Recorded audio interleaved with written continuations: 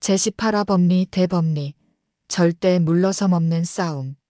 사무실 안으로 아침 햇살이 살금살금 들어왔다.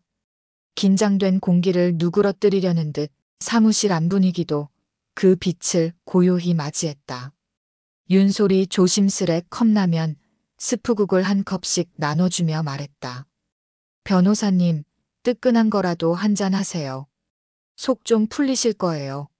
성주는 미소를 지으며 컵을 받아들었다. 좋아요. 오늘 같은 날엔 이런 게 약이죠. 어벤져스 팀이라 불리는 세 사람 성준, 윤솔, 태백은 잠시 아무 말 없이 따뜻한 국물을 한 모금씩 삼켰다. 라면 향이 퍼지며 굳어있던 공기가 조금씩 풀렸다. 태백이 조용히 컵을 내려놓았다. 법리로만 싸워야 하는 진검승부네요. 그래도 우린 하나인 거 알죠? 윤솔이 고개를 끄덕이며 힘있게 말했다. 네, 맞아요. 변호사님 힘내세요. 성주는 짧고 결연하게 대답했다. 이번엔 판례 하나 만들어 보겠습니다. 그 한마디에 윤솔의 눈빛이 반짝였다. 멋져, 멋져, 우리 준 변호사님. 세 사람은 차에 올라탔다. 햇살이 조금 더 기울며 차창 위로 길게 비쳤다. 노이즈 대신 조용한 결심만이 차 안을 채웠다. 윤솔이 조심스레 입을 열었다.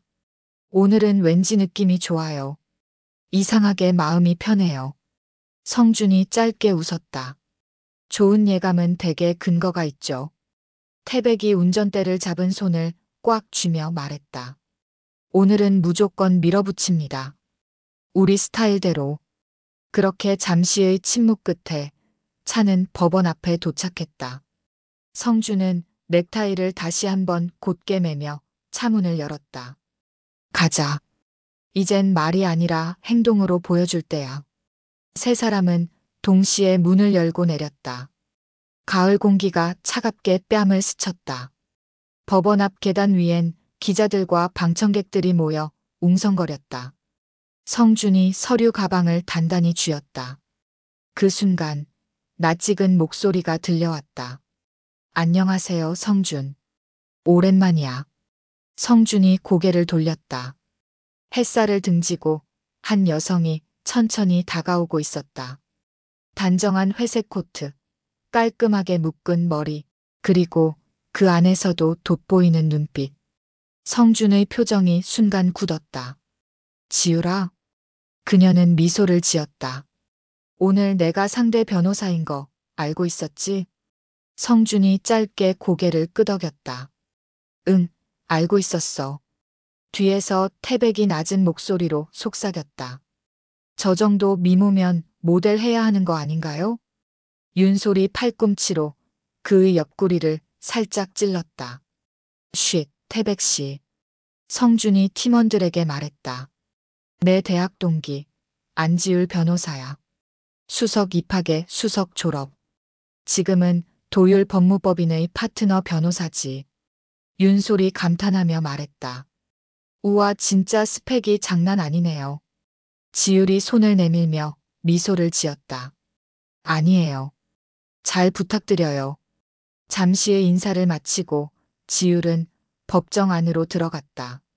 성준은 그녀의 뒷모습을 조용히 바라보다가 말했다. 지율이는 정의감이 강한 사람이야. 이번에도 유족 측 대리인으로 선거 보면 알겠지. 윤솔이 고개를 끄덕였다. 그건 그렇네요. 이런 사건은 이겨도 마음이 무겁고 저도 편하지 않아요. 성준이 조용히 대답했다. 그래도 우린 우리 피고인을 지켜야죠. 그게 우리가 존재하는 이유니까. 항소심 법정. 서울고등법원 제303호 법정. 그 속에서 재판장의 목소리가 울려 퍼졌다. 사건 번호 202-1만 2345호. 원고 고 김필상의 유족 외1인 피고 한빛식품 주식회사 손해배상기 사건을 심리하겠습니다. 양측 대리인 출석하셨습니까? 안지율과 성준이 동시에 들어보인 고개. 네, 출석했습니다. 재판장의 손끝이 탁 책상을 두드렸다. 그 단 한 번의 소리가 법정 전체에 퍼졌다. 원고 측부터 진술하시죠. 안지율이 자리에서 일어섰다. 느리게, 아주 침착하게, 차갑게 가라앉은 눈빛이 재판장과 마주했다. 숨 한 번 흐트러지지 않는 정돈된 자세. 그리고 말이 떨어졌다. 존경하는 재판장님. 우선 사건의 본질부터 말씀드리겠습니다. 딱 맞춰 떨어지는 어조. 마치 계산된 박자처럼.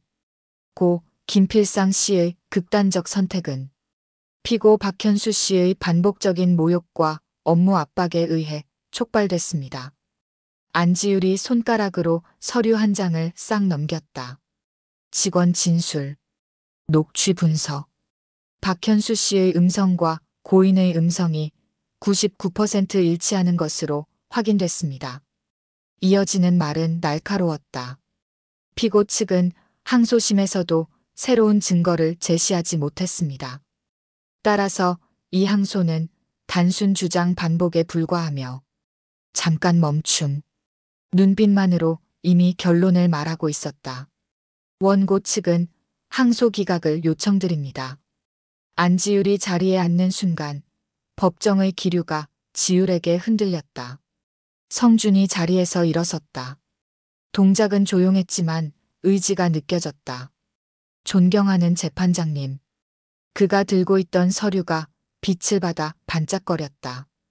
고인의 죽음을 업무 스트레스로 단정하는 것은 의학적 사실을 간과한 판단입니다. 그는 서류를 재판장 쪽으로 살짝 들어보였다.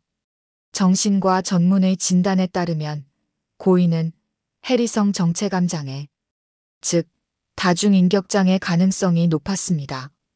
조용하면서도 묵직한 목소리, 기억의 단절, 인격의 분리, 나가 나를 통제하지 못하는 중대한 병리적 증상입니다. 그는 고개를 들며 마지막 문장을 박아 넣었다. 따라서 내면의 병리적 요인을 배제한 판단은 위험합니다. 그 순간 안지율이 천천히 자리에서 일어섰다. 동작은 부드러웠지만 등 뒤의 공기는 한층 매섭게 변했다. 재판장님, 바로잡겠습니다. 그녀의 시선이 성준의 서류를 스치고 지나갔다. 단 한 번의 스침이었지만 날이 있었다. 피고 측이 제출한 것은 감정 결과가 아닌 단순 진단서입니다. 짧게, 정확하게 다중인격장애의 핵심인 인격 간 통제 손상 여부를 확인하기엔 법적 효력이 없습니다. 재판장을 향해 천천히 고개를 돌렸다. 현 단계 자료만으로는 고인의 사망과 병리 상태 사이의 직접적 인과관계를 인정할 수 없습니다. 안지율의 말은 칼처럼 잘렸다. 단정했고 흔들림이 없었다. 성준이 다시 앞으로 나섰다. 이번에는 숨을 고르고 낮게 밀어넣듯 말했다. 존경하는 재판장님. 해외 판례는 이미 방향성을 제시하고 있습니다. 그는 손가락으로 서류를 톡 두드렸다. 2018년 미국 연방항소법원, 2021년 영국 고등법원. 두 사례를 말하는 순간 법정의 시선이 움직였다. 두 판결 모두 해리성 정체감 장애로 인한 책임능력 제한을 인정했습니다. 잠시 침묵. 의학이 발전했습니다. 법도 그 흐름을 반영해야 합니다. 재판장이 피고석으로 시선을 돌렸다. 피고를 신문하겠습니다. 자리에서 일어나십시오. 박현수가 천천히 몸을 일으켰다. 그의 손등이 파르르 떨리고 있었다. 성준이 부드럽게 질문을 꺼냈다. 박현수 씨, 다중인격장애 진단을 받으셨죠? 네. 기억이 끊기는 순간 자신의 언행을 전혀 기억하지 못합니까? 있습니다. 그때의 말과 행동이 제 것이 아닌 것처럼 느껴집니다. 법정 안 공기가 조용히 흔들렸다. 안지율이 천천히 일어나 교차신문을 요청했다. 허가가 떨어지는 순간 그녀는 조용히 박현수 앞까지 걸어갔다. 박현수 씨. 그녀의 목소리는 낮고 단정했다. 그러나 안에 깔린 압박감은 무겁게 내려앉았다. 그 기억의 단절이 하루 전체가 사라지는 겁니까? 잠시 멈춘 뒤 조금 더 날카롭게, 아니면 불편한 순간만 아주 선택적으로 사라지는 겁니까?